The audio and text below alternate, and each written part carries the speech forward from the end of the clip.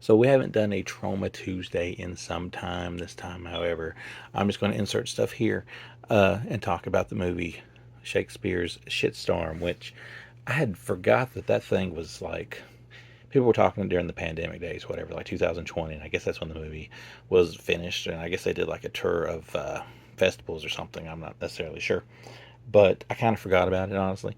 And then I ended up subscribing to Troma now because I wanted to watch this documentary about like independent indie Florida horror movie makers, which I could have bought the disc, but I decided just to watch it on Troma now because it's cheaper, and it's like about Tim Ritter and all that stuff. But that's beside the point. The Shakespeare Shitstorm was on there, and I was like, now would be the time to probably check this thing out. And now that I did check it out, I will say that it is packed with everything that Troma movies that stand the test of time seem to be packed with. It's got, Lloyd plays two different characters, and that's what that is. He also directs it. But there is some satire. There's some social commentary. There's nudity. There's lots of nudity. There's vulgar jokes. There's basically it all comes down to Lloyd and Company are kind of taking a shot at the pharmaceutical, uh, you know, people of the world, because that's basically the story. It starts off on a boat, and you've got these pharmaceutical people, and they're making this stuff. It's supposed to make everybody think everything's okay, which this whole movie plays around with the woke and the people that get offended and the canceling and all that stuff. And one of the people there, played by Lloyd, is an old woman, and she basically took this business from her brother, played by Lloyd also, and he does some stuff which causes a shit storm by whales to hit the boat, and they end up in the worst place they could probably end up in, New Jersey, at Tromaville. So they get lured into his building where he's got stuff going on, and it's all planted for him to seek his revenge. And there's like body horror here, and there's gross stuff here, and there's plenty of really, really good effects. It's probably the best Troma made movie since Poetry Guys. Um, if you want to count Father's Day as a Troma made movie, it's probably the best one since Father's Day. But if you want to talk about stuff that Lloyd has done and whatnot, it's really good.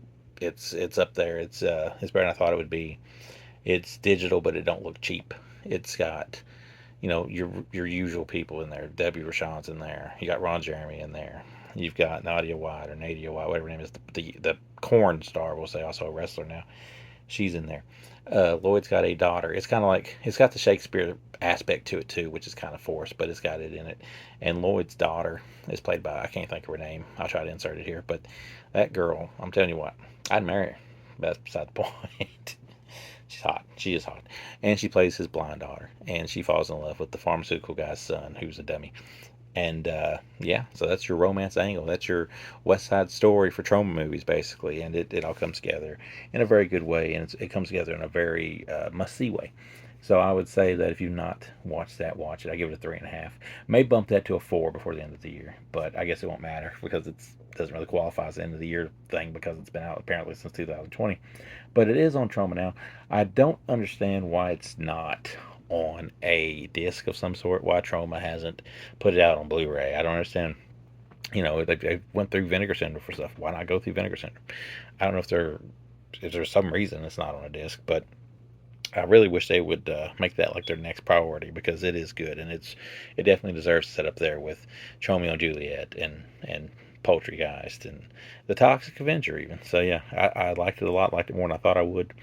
And it's Troma in a good way. It's the good side of Troma, not the bad side of Troma. So if you get a chance to check it out, check it out. And yeah, so maybe when they finally release a Blu-ray of it, we can come back to this again, and I can actually have something to put here in front of you.